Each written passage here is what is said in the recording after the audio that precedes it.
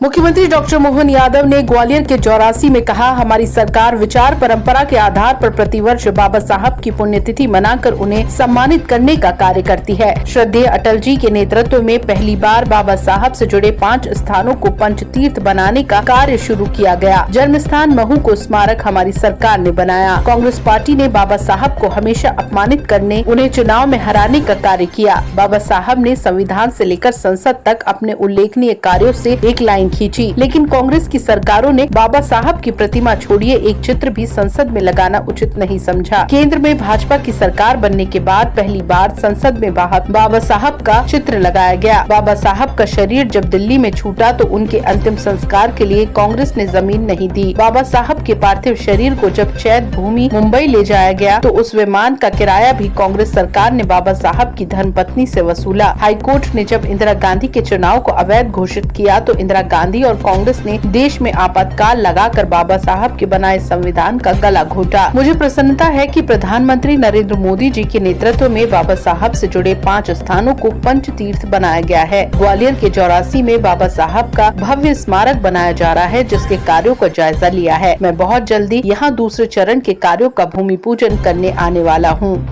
हमारी पार्टी प्रारंभ से स्वर्गीय भीमराव अम्बेडकर जी के समाज में दिए गए योगदान को सदैव नमन करती है और इसीलिए जनसंघ के जमाने से लगा करके हमारी पार्टी में सदैव अम्बेडकर जी के समाज में उनके द्वारा किए गए योगदान को स्मरण करने के लिए लगातार माननीय प्रधानमंत्री जी, उसके पूर्ववर्ती हमारे तत्कालीन प्रधानमंत्री स्वर्गीय भारत रत्न अटल बिहारी वाजपेयी जी, हमारे अपने विचार परंपरा के आधार पर हर साल उनकी जयंती और उनकी पुण्यतिथि मनाते हैं।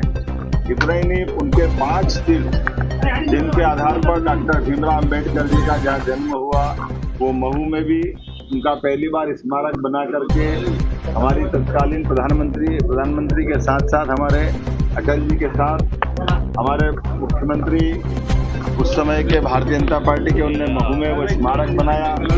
हर साल बड़ा महाकुंभ लगाने का काम भी हमारे अम्बेडकर जी के जयंती के अवसर पर करते हैं। मुझे इस बात का संतोष है कि यहाँ ग्वालियर में भी अम्बेडकर जी के स्मारक का ये भव्य स्थान है, जिसमें सेकंड चरण का काम था।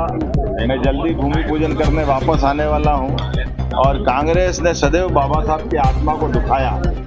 जीते जी बाबा साहब के साथ झूठ बोलकर छल किया गया।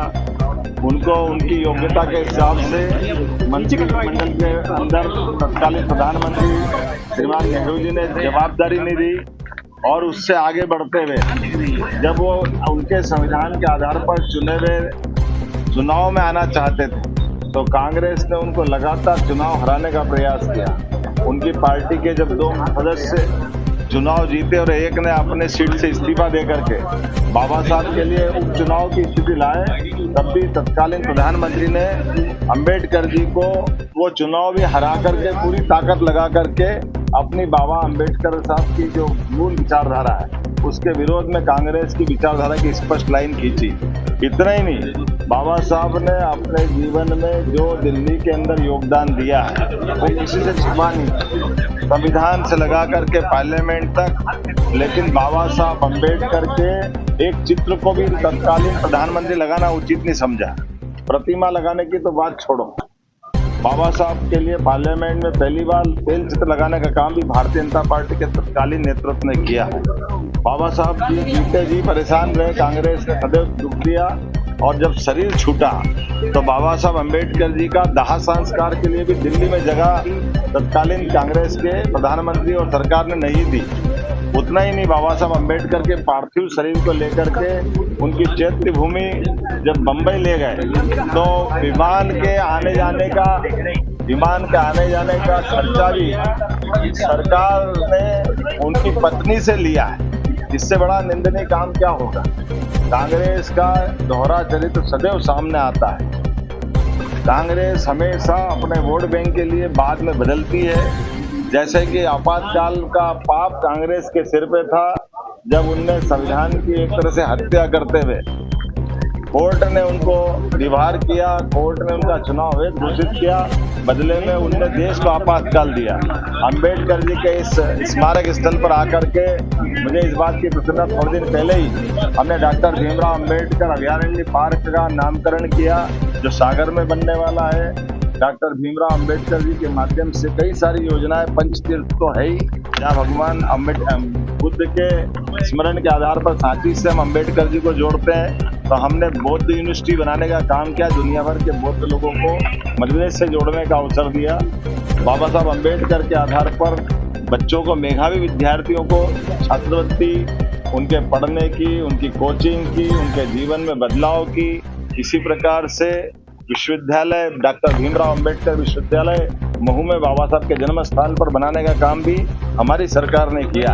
एक एक करके इतनी सारी योजना है कि बाबा साहब, और वास्तव में हमने ये बाबा साहब के प्रति उनके समाज को दिए गए योगदान को नमन है। लेकिन कांग्रेस को इससे सीखना चाहिए। नकारात्मक पॉलिटिक्स के आधार पर जिस ढंग से कांग्रेस नाटक करती है, अंबेडकर जी और उनके सारे अनुयायी जानते हैं कि कांग्रेस वोट के लिए कुछ भी कर सकती है। इसलिए कांग्रेस आज घर बैठी हुई है।